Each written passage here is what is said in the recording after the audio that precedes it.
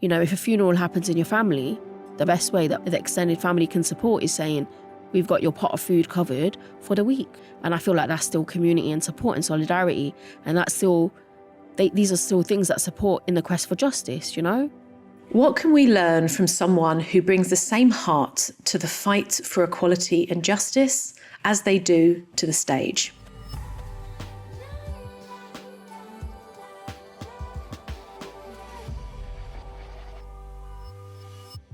Welcome to Sounds Like Change, a podcast about how sound, music and storytelling can help us stay human, hopeful and build the courage to shape a more just future.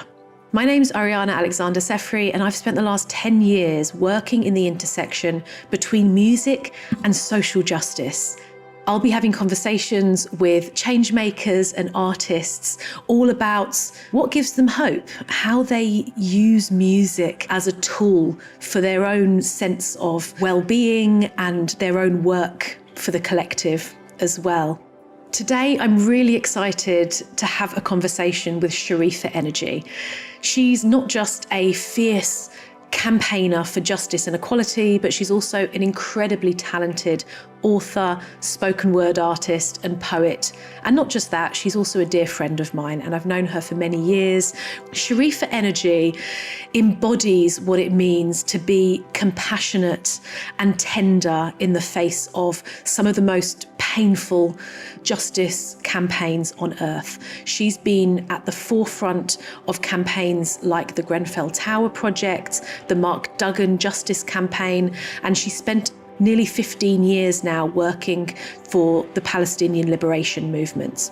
Shareefa's the author of the acclaimed poetry collection Galaxy Walk, which weaves themes of loss, love and history through the lens of a working class Indian woman raised in the diaspora, while predominantly being an artist who has shared the stage with voices like Loki and many others.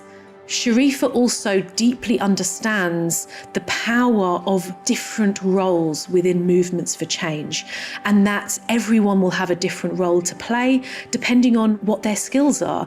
And you're going to hear lots about this within this conversation. So the first question I ask every guest is, what song most faithfully captures the future you want to help build and why?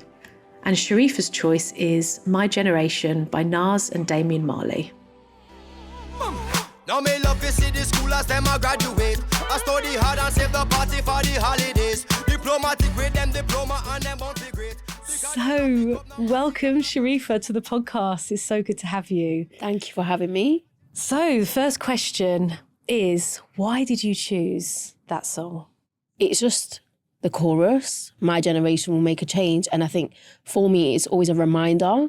And it's a reminder that we're a great generation, we're an inspiring generation, we're a generation with a lot of hope, passion, that we want to see change as well, and that we actually are proactive in demanding that change. And it's just like, I feel like it's just like a signal to everyone in my generation, people born in the 80s, and what we are doing to create change locally, internationally, for the things that we care about.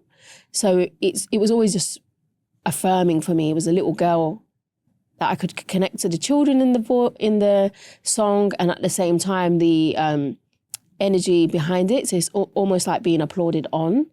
So anytime I feel like people talk down about my generation, or you know, they're not really going to do anything, or they're just going to be in and out of prison, or whatever it is that people have to say, for me, it's like, no, we're actually amazing. Like, we are doing incredible things, and I'm proud of us. So, yeah, I appreciate the song. Amazing. And I guess it really made me think, when you sent that song over, it made me think about the work you do in schools and communities. You know, you deliver lots of workshops. You have worked for a very long time with today's young generation. Like, I'd love to know a bit more about that, but also maybe like what you're seeing within the groups that you work in that's giving you a sense of hope that this is the generation that's going to do something great. Yeah, definitely. And I know I said people born in the 80s, but of course, 90s. And it means for all generations, right? And I feel like the work that I do with young people, whether it's working at the Roundhouse or, you know, the Brixton Youth Theatre, Wild Foundation, or whoever it is. You know, recently we did a project with young people in Walthamstow, and I'm always just inspired because it's especially when it's just like not a one-off workshop, or even when it is, you see the progress, you see the perspectives that change, and how not impressionable that young people are, but also how much they do absorb what you share with them, how much they absorb when you offer them an alternative, even just down to us presenting lyrics that were meaningful and not just talking about getting out your friend's car and sitting in the passenger seat or whatever it was. It was really inspiring that just to hear young people after a week of working with them turn around and say, do you know what, you made me think, that really made me think, you made me think about the lyrics, it made me think about the content. And, you know, it's not just music projects, there's a lot of work that is created to instill a sense of autonomy in young people as well. And that's why, for me, it's not just about it's not just me focusing on what does it mean to be a poet and a performer or perform music on stage. It's more a case for me, there has to be a balance. So as much as I like performing, I appreciate what happens when you share storytelling skills, when you share creativity, when you pass that on, because it's not just a tool for me, it's a tool for all of us. So it's not just about saying, amazing, look at what I did. It's about saying, look what I did, but look what you can do. And then supporting them through that process. And I want there to be multiple of us and not just a few of us that are like holding that the fort. Because I feel like, even personally, like where I'm from, in Highfields, in Leicester, I want to see more young people we're passing the baton down to. And I want to see more opportunities for that to happen. I don't want it to be that just my generation is relied on to be the voices of the community. It's more the case that we want to witness these young people grow up to own their voices, own their stories, own their narrative, learn to speak for themselves as well. And it's beautiful when you witness that. Yeah, absolutely. And I guess as a spoken word artist, a poet yourself, what is it about poetry, lyricism, and all of this work you do? What is it about that kind of work through music and lyrics that is, I guess, particularly helpful to shaping this vision that you have of giving everyone their own voice? I think a lot of it boils down to the fact that supporting young people, and not just young people, I work with men in prisons, women who've experienced domestic violence, whoever it is. But I feel like it's the case of them learning to own their truth. So when I mention women that have come out of jail and experienced domestic violence, I've sat in a room with women in their late 50s, 60s, and they've been in and out of jail. And one of the women, first when she stepped into my workshop, she was kind of like, oh, I don't like writing, I don't like storytelling or whatever it is, poetry, what's poetry? And, you know, even for me, it sounds a bit, there's certain poetry I just can't connect with. But at the same time, it was like seeing her from the first workshop to the last workshop. It was a 6 to 8 week project. And it was amazing to witness her turn around and sit there with a group of women and turn around and say, do you know what? I've got into trouble a lot because I never knew how to express myself. No one sat me down to support me to express myself. And this is probably why I've been getting into trouble a lot of my life, because I've not had a healthy outlet. And I feel like that's what it is for me.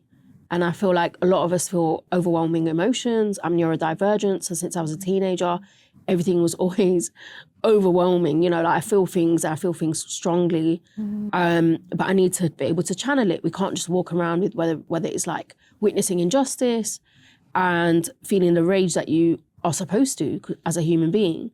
It's not about being upset with somebody and just carrying that, right? Being upset with things that you might witness in yourself that you're like, oh my God, this is really difficult and I don't know how to navigate it. But once you get past that on and support people to own their own truth, support people to be like, okay, we're going to express this story and we don't necessarily need to film you and put your face in it. We're still going to safeguard you and we're going to support you to put it out in the way that you need to be heard. It's a really beautiful journey. And I feel like that project in itself was just a beautiful project because they wanted me to work with the women and then perform at a stakeholders event. I turned around and said, I'm happy to perform, but I want the women to perform with me. There's no point in me working on a poetry project if they can't share their work. So then they did perform, and I feel like that was really empowering for them. And I feel like that's what it comes down to, about a lot of the lyric writing, a lot of the poetry, a lot of the creativity. It's about empowerment. And it's about how do we connect to other people's stories? So I might not be able to travel to every single corner of the globe, but I can tune in and listen to their music. So for example, for me, the Baton project in India, that was an amazing project that an artist, Delhi Sultanate, he's an amazing artist and he does a lot of stuff in India. And he was doing a project with like grassroots communities. And the Baton project came about because he went to like farmers and people from the Dalit community, people from the Adivasi community, people from communities that I might have heard of but don't know enough about. And it was like in Punjabi, that people were reciting in their own language, and I could just pull up the lyrics, pull up the translation on YouTube, and I just listen to them.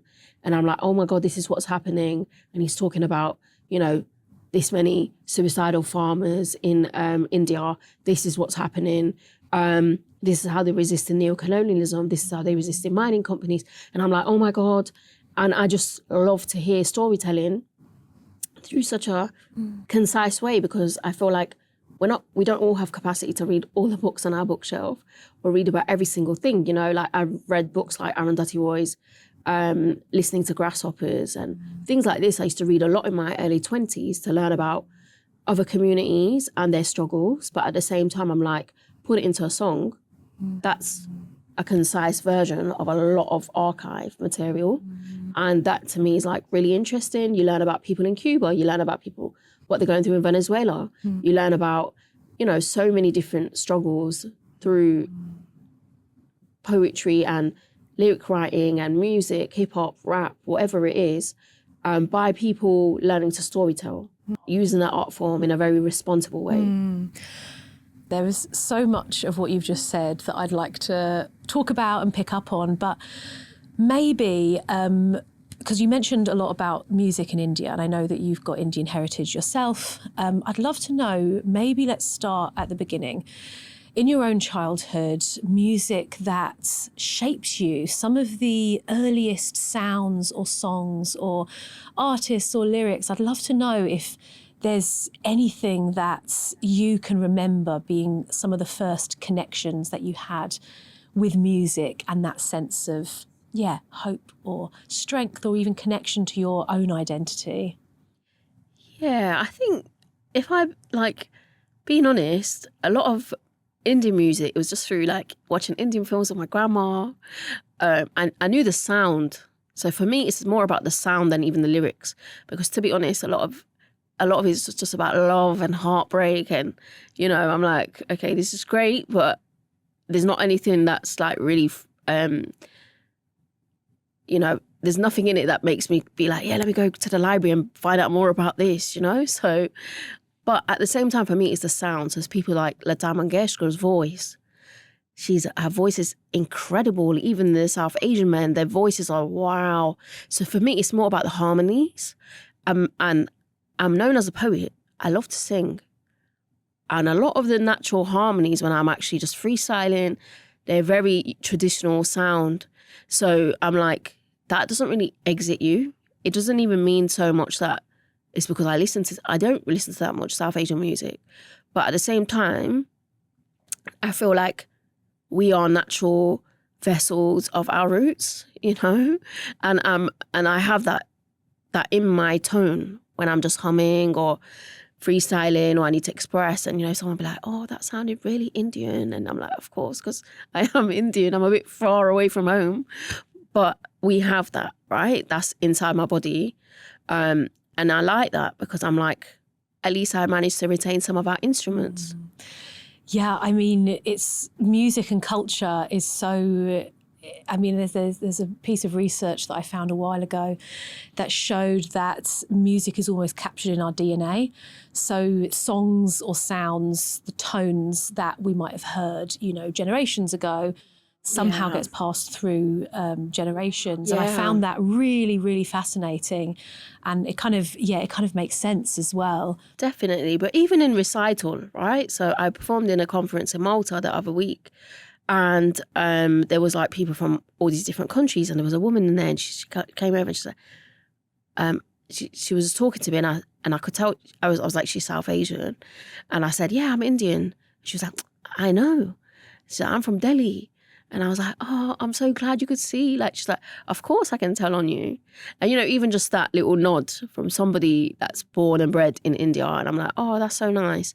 Because I feel like part of the rhythm and the flow, even in my recital in English, there's still an energy that comes from the flow that we have in our natural instrument and through our languages, because we speak in, like, if you listen to someone speaking Gujarati or Hindi, there's a da-da-da-da-da-da-da, like, within it. And I feel like that's a natural thing. And I feel like that can't always be replicated. So if I was only accessing English my whole life and no other South Asian language, or even my mum shouting at me, or whatever it is, the tones that come up, like, I wouldn't, I don't feel like I would have the same flow. You know? Yeah, no, that makes perfect sense. And a bit like the way, I mean, I hear that, like, even when babies are born, they cry in the tones similar to the language that they've heard. Wow. Yeah, so like a French baby will cry in a slightly different tone to, like, and it's like, you know. An Italian baby. Yeah, exactly. But I also want to go back to something you said in your earlier answer about storytelling and just the power and importance of stories being told through music. And if I'm right, you alluded to the fact that, you know, these stories can be told through music in a way that they maybe can't be told in other ways, because, you know, you can listen, you can have grown up here and listen to these sounds and stories and understand a piece of someone's life experience from, you know, Cuba to Venezuela. So I'd love to know, you know, combining your understanding and experience in poetry and spoken word and that understanding of the importance of sharing stories, how do you see your kind of work and poetry in general as a tool for envisioning a better world and a more hopeful world? And I guess maybe in the broader spectrum, how can the arts help us envision the future we want to create? Yeah, I feel like there's many parts of storytelling that are a driving force for change, because it's our way of archiving. It's not saying, I'm not here to promote the academic article writing. I'm not here to just say, go read a thick book in the library, like I said. It's about accessibility. It's about that aspect of being aware of the type of learners that we have. We're audio kinesthetic, you know, visual learners. There's so many aspects to it. So even then, like recording a song, making a video, making it engaging, you know? So when I work with children that have hearing impairment, and there was a video that I did, and in some of it I did some British Sign Language, and they were so happy that they could just connect with it. And I was like, this is what it's about. Like, I'm not saying I'm going to learn a BSL course overnight, or I don't know when the next time I'll get to explore that. But just the fact that that was done for National Poetry Day and they could really engage with it, and they came over, and, you know, normally you can tell they're a bit not isolated in the sense the school is making a lot of effort for them, but they are like their own subgroup within a whole assembly, right? So I feel like just that level of connection, and that's a form of language. But with storytelling on a broader level, I feel like they're archives, and this is why, for me, I'm not that interested in like solely being a page poet. I can write articles, I've got a degree, but that's not the crowd that I'm trying to engage with solely. You know, this is about people from the streets being able to engage with what you're talking about. This is about people, you know, literally when you're performing in some random community space, being able to engage and not being so, I'm speaking like this and I'm writing this type of story. Like, I want it to be accessible to the communities that I'm from. And for me, it's always about working class solidarity. Like, whether I'm in Highfields, Brixton, whether I'm in Jenin refugee camp in the West Bank in Palestine, I can connect to them because we're working class communities. ideally, you know, and that is the similarities of us. So even when there are certain struggles, I can connect with it and I can understand it because it's not in a voyeuristic way that it may be for some other people. Unfortunately, that's not their fault, right? But I'm like, but at the same time, it's like when you've been exposed to certain things, I feel like it's our language is how we communicate with each other. And I feel like some people are hip hop and some people are spectators of hip hop. And I think that in itself is like a whole other conversation in itself.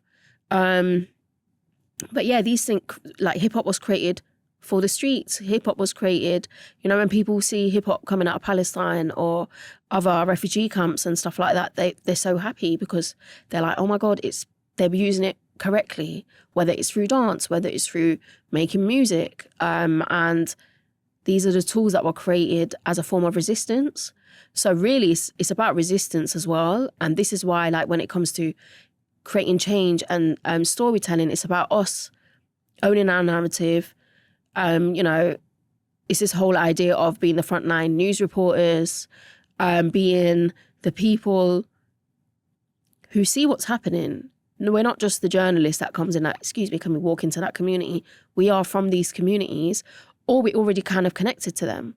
So there's a very different approach, even down to, I'll be honest, like when I worked on the Justice for Mark Duggan campaign, it's like even going into Broadwater Farm, there's a different energy that like Mark's brothers or his friends had with me compared to some white left activists that you can tell they were kind of like, oh, they're a bit scared to walk in. And I'm just like, but this is similar to where we're from. Do you know what I mean? So it's not that different and it's not that the communities are more similar. And that's what I mean about working class solidarity. And then there's like a people of colour working class solidarity. And I feel like this is why I'm so interested in the topics that I am internationally, based on just the identity that you're from. Yeah, I mean, it's everything you're saying is so important. And I'm really interested. And for those that maybe don't know you as well, your activism and work in justice is so inspirational. You've done so much amazing work across the board, the Grenfell Tower Justice Project, you know, Palestinian liberation, as you mentioned, Mark Duggan Justice Project as well. How did you get into doing this kind of work? Is it something that you've always done, you know, from when you were very young? Was there a moment where something changed and you started working on more of these kind of justice-oriented projects? I'd love to know, you know, from the beginning what kind of happens. I think something that I've been reflecting on a little bit more recently, like even on Netflix, there's a not a documentary, it's a film based on a like real story, and it's called Responsible Child, and it's about domestic violence and all these other things. And it brought me back to when I was like quite young. I used to always read books around safeguarding children. So I used to read like Child Called It. I used to read books because I had friends that were being abused or I was exposed to certain things, unfortunately. And I always kind of had something in me that I want to stick up for people. And not that I want to stick up for people, I was doing that as a child, you know? And I feel like it was just things I could relate to. My mum's brother was in prison most of my childhood. Then I went on to work with men in prison in Leicester, and young, like teenage boys in prisons in Leicester, and then mentored them when they came out of jail. And then after that, I was like working at the youth club, working with boys that were like 10, 11, selling crack, you know, from my area, and trying to support them, right? So it's always been something that I care about. And then after that, it became more about justice campaigns because I moved to London, then I found out I lived in Brixton and Somali culture was killed by the police. You know, it's Ramadan, we're sitting in the park breaking fast, and the next thing we hear, everyone get to Tottenham now, police killed a young man, you know, and then Mark Duggan's been killed. And then we're supporting the family through that, supporting Somali culture's family. Then I meet Marcia Rigg, her brother Sean Rigg's killed by the police, Brixton police station. Again, I'm living in Brixton. So these are, you know, like, it was just being exposed to a lot of things, but also just like being exposed to injustice. 2011, I went to Palestine Even that absolutely broke my heart. But at the same time, I always knew about Palestine. But as a child, you know, we grow up in Muslim houses. You grow up with a Dome of the Rock pictures in your house. Like, my mum used to send me out on the street to send flyers to the neighbours, like, boycott Procter & Gamble, boycott this, boycott that. And I'd be like, okay, cool, I'll do that. You know, so it was always stuff like that. At college, I was like raising money because the tsunami happened for people. I was raising money again for Palestine. It was just numerous things that I always kind of was engaged with. But I feel like when you just grow up in an area where you see a lot of injustice as well, or inequality, and you just, I think children are naturally observant. Children are naturally feel strongly about wrong. I don't feel like I'm special in that sense. I feel like there's a lot of young people that feel strongly. Just some of us are more vocal and you hear about us. But, you know, I feel, I've always been just sharp with when I see wrong, and I think it's part of being neurodivergent as well. When I see wrong, I have, like, something does not sit right in me and I have to say something. So even things like that, I just naturally kind of... I would stand up. Like, when I was a teenager, I'd stand up to grown men because I'd be like, what you did was wrong. And they'd be like, what? You know, and I'm a child at the end of the day, but I'm standing up against a wrong. It's really interesting what you said about neurodiversity, because I have started hearing this quite a lot, actually, from different psychologists, and that the sensitivity of being neurodivergent actually sometimes means that that person is more likely to step up and say something and do something and take action, which in my head I think, why does that need to be the case? You know, all of us should, but I guess the reality is not everyone does. You know, It is, you are in I guess minority of people who have been fighting for the justice of people who you have connections with, and some people you don't have connections with, but you care about their lives and their human rights. So I guess, you know, I'd love to know what you might say to someone who they care about this stuff, they care about justice, but they just might not have, for the numerous reasons that people don't have. They don't want to lose their jobs. They don't want to, you know, they feel like they can't, they don't have the resources, all of these different things. Do you have any message for those people on how they can get more involved in justice and activism if they may not have already started? I feel like, firstly, even down to if you see a young person on the street being stopped and searched by the police, you might not be as confident to go and approach the situation. I think even ask people for support. So I feel sometimes if people don't have it, like if they're a bit more like standoffish about that approach, I feel like ask for that support that you need to strengthen that voice. Firstly, I think, again, like approaching what it is that you care about. So whether it might be your local, I don't know, your local community branch that's doing something active, for example, like Parents for Palestine, they're so amazing and there's so many of them and it's so welcoming and they involve children too. So it's like a lot of mums and it's just really beautiful, right? But I also think it's like, it doesn't always have to be like the stuff standing in front of the microphone. It could be other things in the background that I feel like there's so many other things that impact change. You know, but even if someone's saying, do you know what? That family's got a campaign going on. I just want to cook for them once a month. That's still supportive. That's still supporting the nourishment of people, because I feel like it's the everyday things that kind of get left out when we think about change and community. It's like the stuff that's more glamorous that we kind of admire, right? But it's like, I really appreciate, like I've got a friend and he's there always to like create the banners for many events, you know? So even, for example, when we did the justice, like as part of supporting Mark Duggan's family, his children, like one of my friends, he helped do a banner and we've still got like loads of photographs of it and it says, "We miss you, Daddy." They created something like a big, beautiful picture of him that he helped them do, you know? And it was stuff like that I'm like, that's the nourishment that our communities need. But just because that person's not doing a song and a dance about it, we're not looking at that and admiring that. But I feel like supporting with your skills. So for me, naturally, I might write a poem or something else, approach it in that kind of a way, right? Whether it's like, come, let's do a little creative writing session, which I have done for many different things that I care about that affects people. But at the same time, I'm like, what is it that they need? Even if it's like organising something where it's not you facilitating. So for example, I've got a friend who makes Palestinian bread because she's from Nablus. So even then it's like, maybe I can connect her with those moms where they can get on with it and do something else that's more nourishing for them, and not just like, I can come and speak at your event, because I don't think that's always the right thing for people to be offering.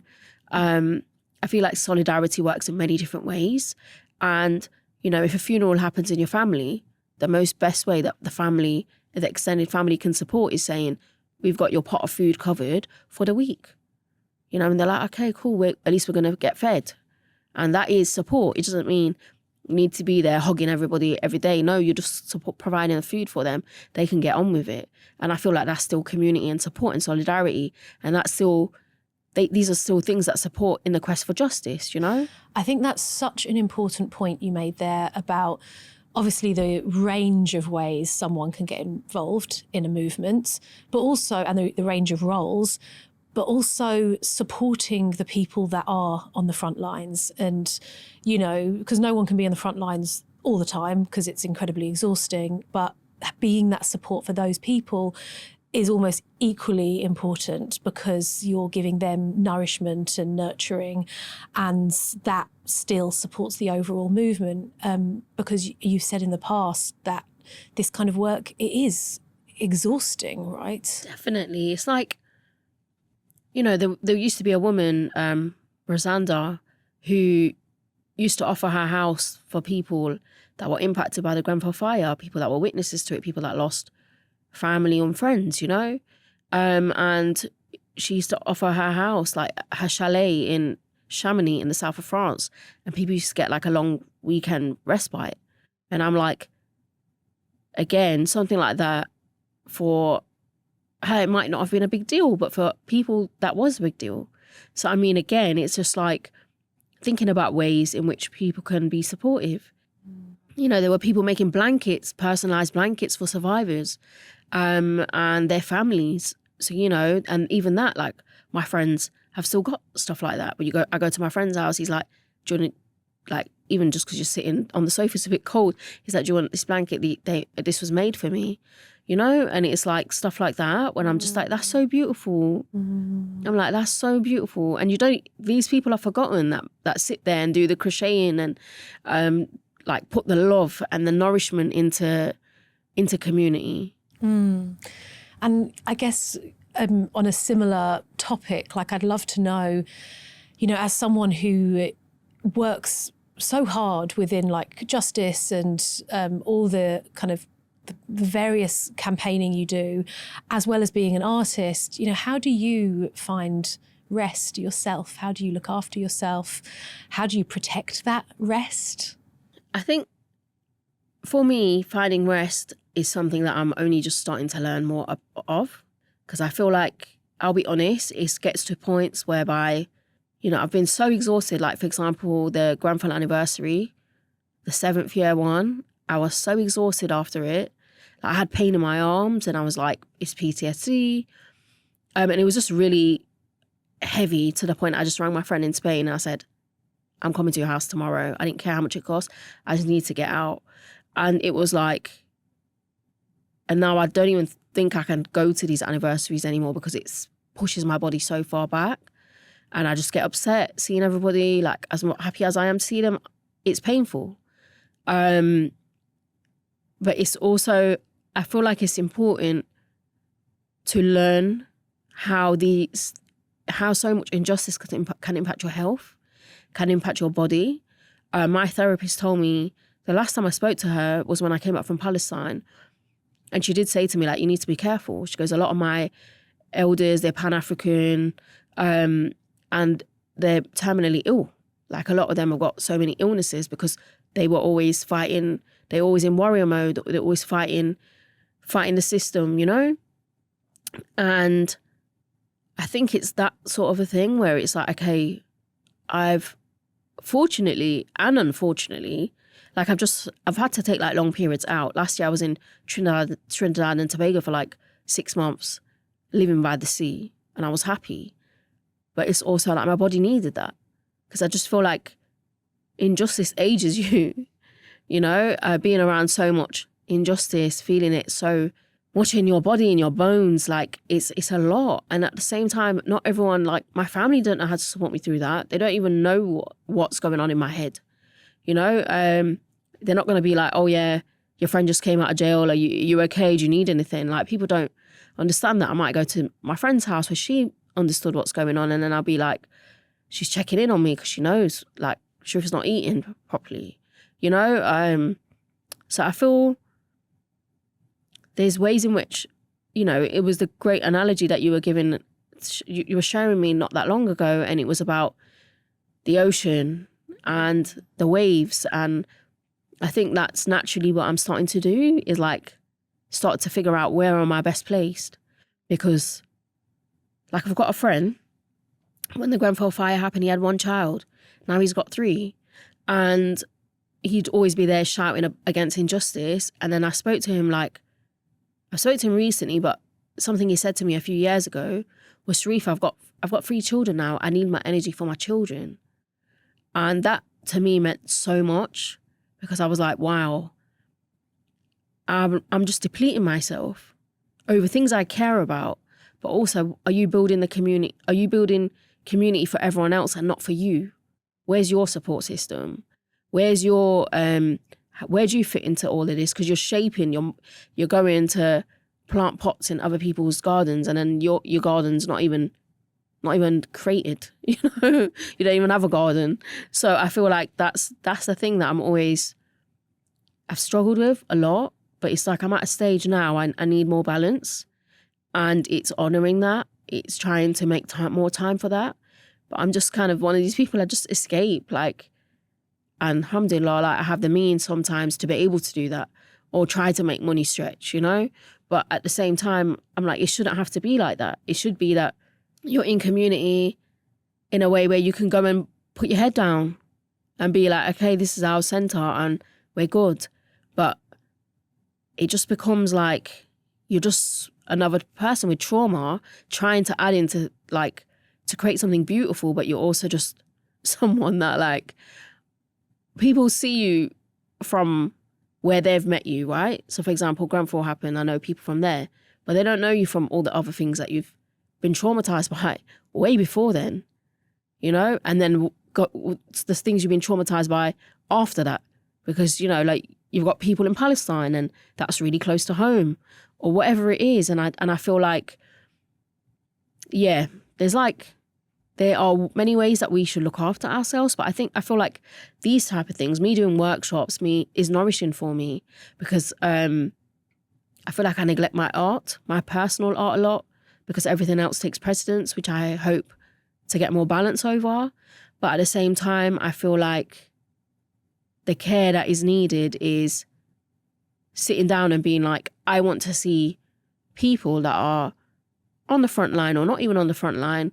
I want to see us having a laugh. I want to see us breaking bread. I want to see us enjoying ourselves. Why are we only seeing each other at candlelit vigils? That's not community.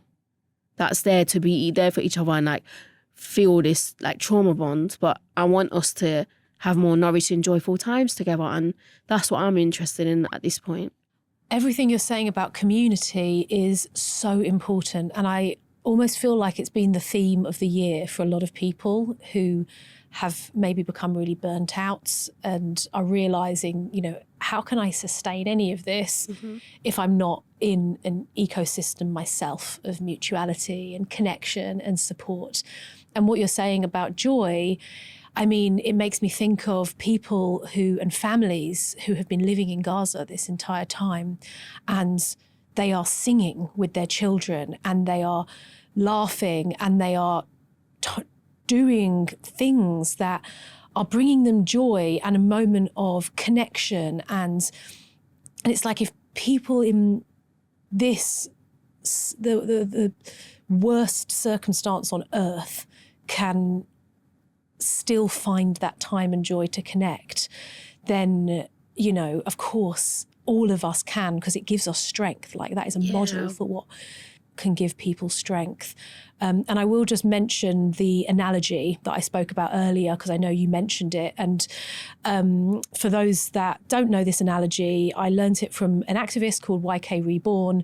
And it's the analogy of a wave. So if we are all working on a certain change or a certain kind of mission, for example, you know, wearing down the rock, that, you know, we are the wave that will ultimately wear down the rock of oppression or, you know, the system that we want to change.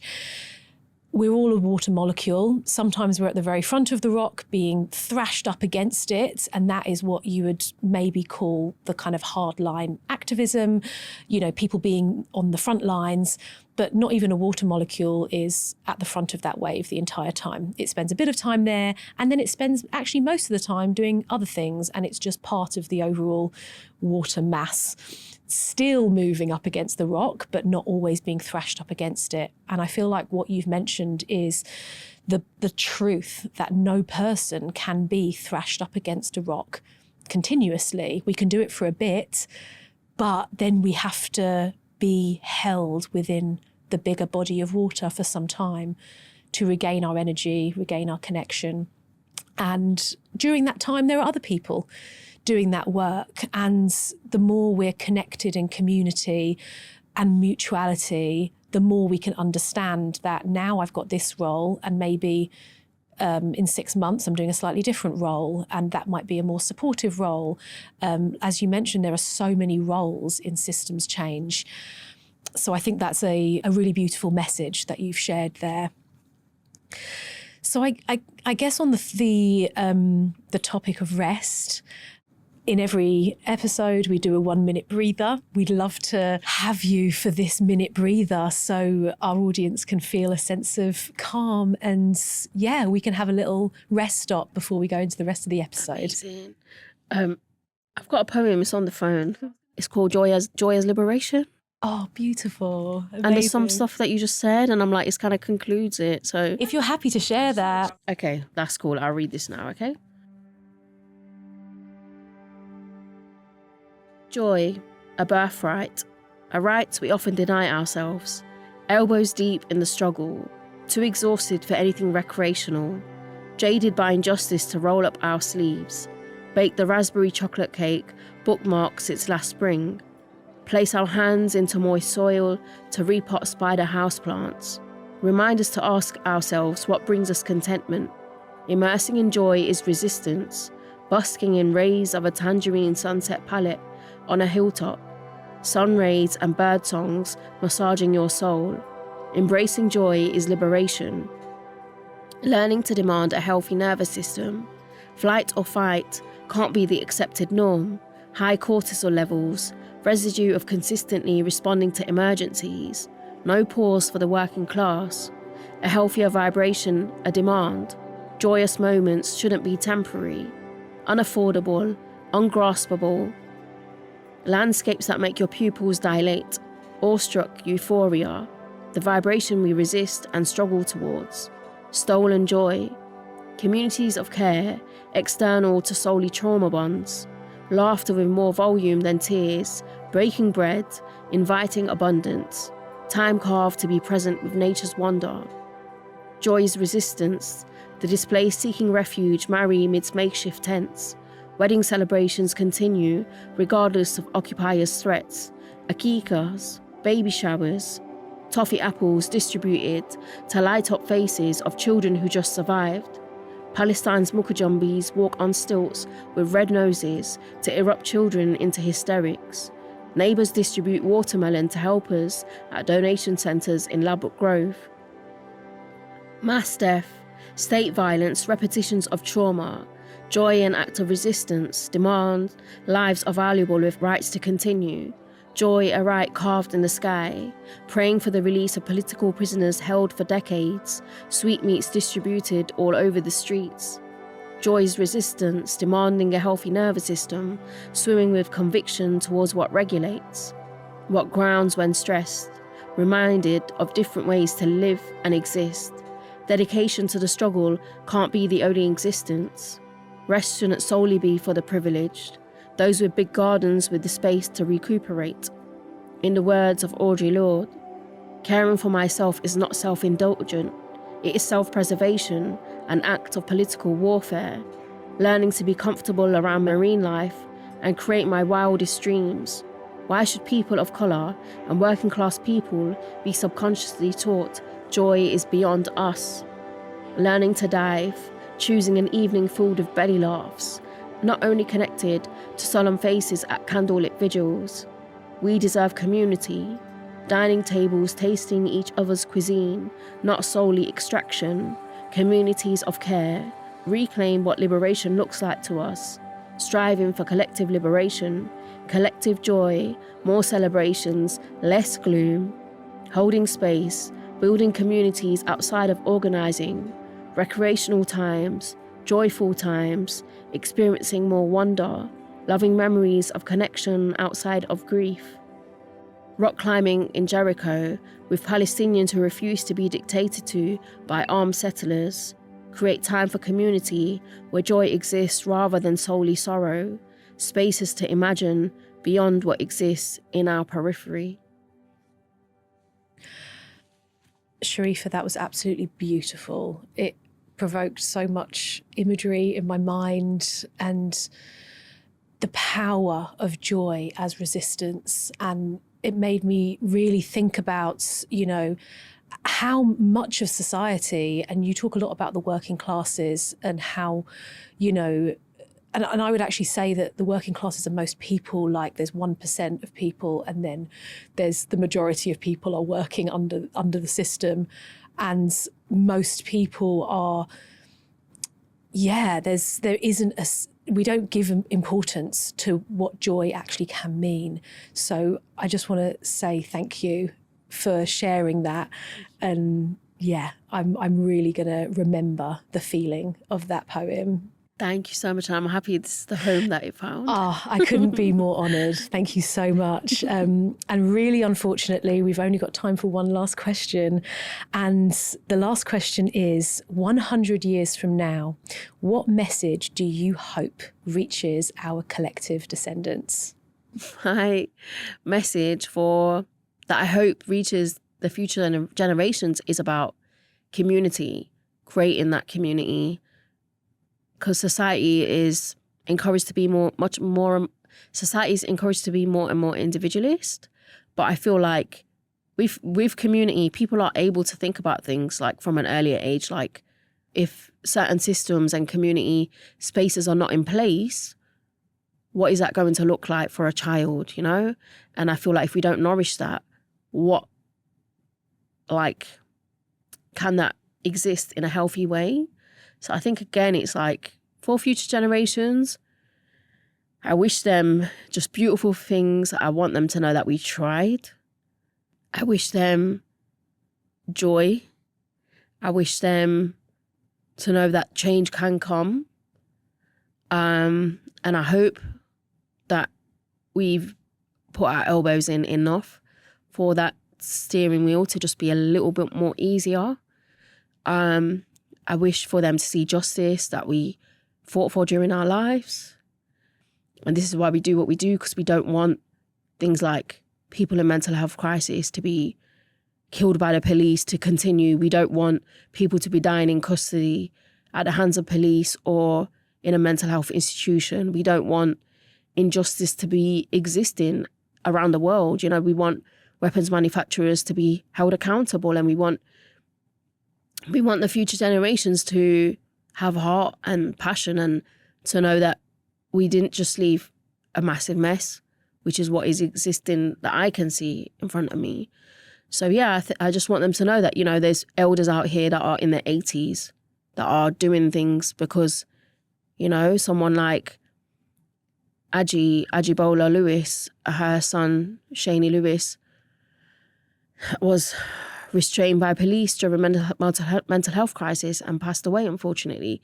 But she worked hard and created Shaney's Law. And, you know, there's a lot of things that unfortunately, she won't be here to witness, but she's trying, and she's an elder that could be sitting at home. But no, she gets up, she comes to meetings, and she does what she does because she wants her son's legacy to not be in vain. She wants there to be justice for future generations, and that's for them.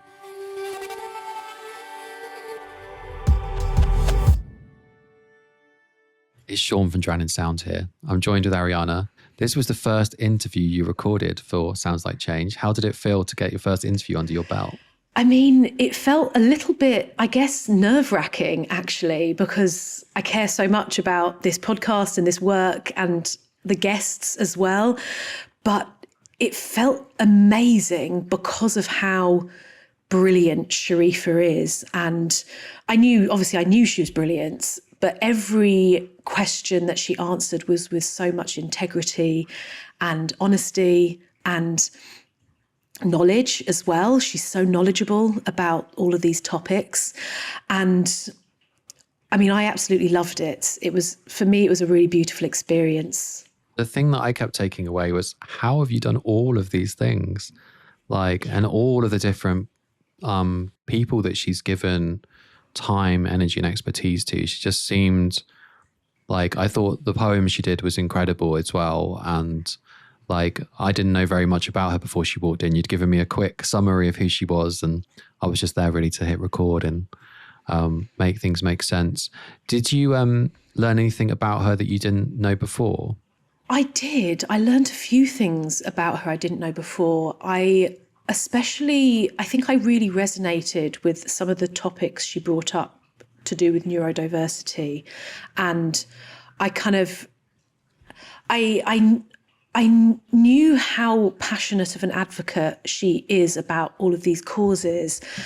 And I guess just hearing her talk about, how she has this direct experience in seeing inequality. And then she also has this trait, whether it's related to neurodiversity or not, I guess there's lots of people have opinions on that, but she has this trait where she just will not stand for injustice. She doesn't feel like she can keep quiet. And I really relate to that.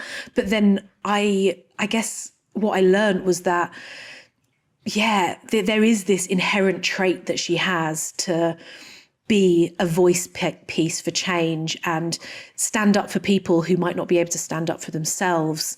And I found that really, really interesting, because not everyone has that. And in fact, very few people have that. And it's incredibly inspiring. But then it kind of also, combined with the fact that everyone's got different roles to play, I think that's the other side of the conversation, that some people might say, well, it's just not in my personality type to do that kind of work. And what she was saying is, well, that's fine. There's something else that you might be able to do. I was thinking about, there's this great graphic of what's your role in the climate movement? And the first thing on it is make the tea. Yes. Someone else's was design the posters, make the flyers, hand out the all these different roles. And I thought she really talked about how sometimes what you need to do is be the person there that can tuck someone in or run the bath or cook the dinner, or I can't remember exactly what she said. I just remember that was what I started to think about, was you don't have to be the body on the line. Sometimes you need to be there to catch someone who's kind of put themselves out there. And because it's stressful, especially being a woman on the internet, let alone especially with the kind of white supremacy and aggressive men that are out there at the moment. A lot of her work is online, but a lot of it is in the real world. And the balancing being who she is and how she is and what she cares about, and the fact that there's a lot of people with a lot of power and or perceived power that want to shut someone like that down. So I found her it was deeply inspiring just to sit in and listen. And I hope the listeners listening back to this podcast kind of got the same energy that I got in the room. And what were some of your other takeaways? Have you got any notes there of things that kind of came up for you in the conversation? Yeah, absolutely. I guess sort of, firstly, we've already touched on this, but her deep knowledge about some of the most important and potentially divisive freedom struggles that exist at the moment, and how all of these freedom struggles are actually deeply interconnected. I don't think there is any coincidence that she is as passionate about, police violence as she is about the Palestinian liberation struggle. The deep interconnection and the system that they both sit within are one and the same. So I really think that was an important point to highlight as well. And then added to that, she's so fierce in her morality and her fight for what she knows is to be right. But then she also has such a softness of character as well. I love that she brought up the necessity of joy as well within these kinds of movements. I know there's a lot of people listening who are campaigners or change workers themselves, and they also might be very burnt out and maybe feel like they can't take a break from this important work, because yes, the work is really important and it is urgent, and it does require us to keep on going. But then at the same time, in amongst all of that, it's important to have community, to feel a sense of joy within that, laugh with your friends, be lighthearted and playful in amongst the fight and the struggle, because that's the kind of the balance of the energies. And something else that was, I think, really important that came up out of Shareefa's interview, she mentioned some of the ways that she looks after herself. And then she also mentioned that, she has been burnt out and she has been feeling tired and exhausted. She's been on the front line for such a long time. And no person can keep up with that level of fight without also having proper time to rest. It will just burn us out. And I do want to mention again and highlight the analogy of the wave that we discussed, that within the movements that we're working on, the fight for change, no person can be at the very front of the wave consistently thrashing up against the rocks. You can be at the front for some time, and then you might play different roles for some time, depending on your circumstance, your energy levels, what's going on for you. So looking after yourself, looking after our communities is as equal as is the actual work. Because if we burn out, then frankly, nothing's going to happen. And then the system and powers of oppression have won. Anyone and everyone that's listened all the way to the end, if you enjoyed this episode, please just DM it to a friend, send it to a WhatsApp group, pass it on to a friend that you think will feel inspired after listening to it, because that's how change spreads. This has been Sounds Like Change, hosted by me, Ariana, and it's been an absolute pleasure, and looking forward to seeing you next time. Bye for now.